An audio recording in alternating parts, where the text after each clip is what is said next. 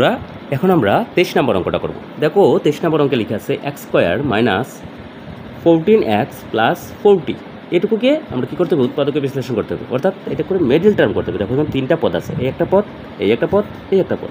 তিনটা পদ থাকলে আমরা সাধারণত মিডল টার্ম করে আমরা উৎপাদকে বিশ্লেষণ করতে হবে।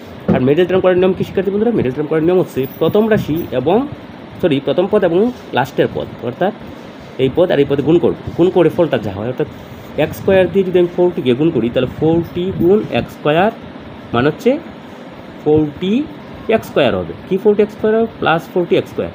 তাহলে আমি এমন দুইটা সংখ্যা খুঁজে বের করবো যে দুইটা সংখ্যা গুণ করে 40 এক্স স্কোয়ার হবে, আবার যুগতভাবে করলে এই 14 অর্থাৎ 14 এক্স হবে। তাহলে আমি কী সংখ্যা করতে, তাহলে এটা আমি বসাই দিই, এক্স স্কোয়ার বসাই দিলাম জায়গাতে। এরপরে এখন আমি কী বের করতে হবে? 40 বানাতে হবে দুইটা সংখ্যা গুণ করে, আবার কী হতে হবে? 14 এক্স হতে হবে যুগ অথবা বিয়োগ করলে। তাহলে আমি যদি লিখে দিই -10x, আবার দিলাম -4x,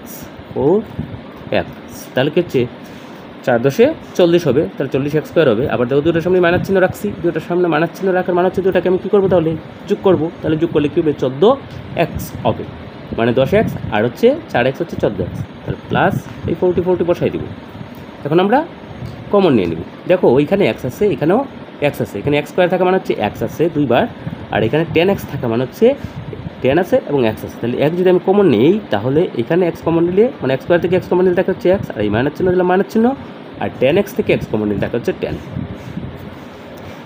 এরপরে শিক্ষার্থী বন্ধুরা এই দুটা থেকে কী আছে দেখো। দেখো এটাতে এক্স আছে, এটাতে এক্স নাই, কিন্তু এটাতে 4 আছে আর এটাতে 40 আছে। তাহলে এটার মধ্যে 4 আছে আর এটার মধ্যে 40 আছে, মানে হচ্ছে এটার মধ্যেও 4 আছে, এটার মধ্যে 4 কয়বার আছে? 10 বার আছে। তাহলে 4 দুটার মধ্যে আছে, তাহলে আমি -4টা কমন নেবো, এই 4টা কমন নেব। তাহলে এই 4 যদি কমন নেই এখানে দেখা হচ্ছে এক্স, আর মাইনাসে প্লাসে হচ্ছে মাইনাস, আর 4 দিয়ে যদি 40কে ভাগ করে ফল হচ্ছে 10। দেখো শিক্ষার্থী বন্ধুরা, ব্র্যাকেটের ভিতরে দুটোই একই পদ হচ্ছে বা একই রাশি হচ্ছে, অর্থাৎ x - 10 আছে, এটা তো x - 10 হয়েছে। যদি এমন হয় তাহলে বুঝবে যে তুমি ঠিকঠাক মতো মিডল টার্ম করতে পেরেছি। এখন কী করবে? এই দুইটা থেকে একটা কমন নিয়ে নিব আমরা। তাহলে এই দুইটা থেকে যদি একটা কমন নেই তাহলে x - 10, এই যে এটা এবং এটা থেকে একটা বসাই দিব। তাহলে একটা বসাই দিলাম, তারপরেরটা কী আছে? তারপরটা আছে দেখো, এই যে x আছে, এই এক্সটা বসাই দিব, এরপরে এই যে -4 আছে, -4 বসাই দিব। ওকে, তাহলে এইটাই তার আনসার। এইভাবে কিন্তু আমরা এই অঙ্কটা করে ফেলতে পারি। তো ধন্যবাদ শিক্ষার্থী বন্ধু।